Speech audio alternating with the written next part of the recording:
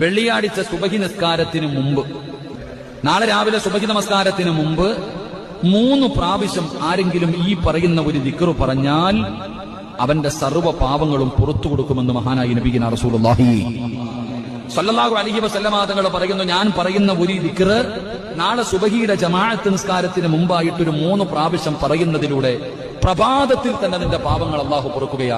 നാളെ സുബഹിക്ക് മുമ്പായിട്ട് തന്നെ നമ്മുടെ പാപങ്ങൾ നമുക്ക് കഴുകി ശുദ്ധമാക്കാൻ കഴിയും. അള്ളാഹു ഭാഗ്യം തരുമാറാകട്ടെ, അള്ളാഹു ഭാഗ്യം തരുമാറാകട്ടെ. ഇൻഷാ അല്ലാഹ് ചെയ്തൂടെ?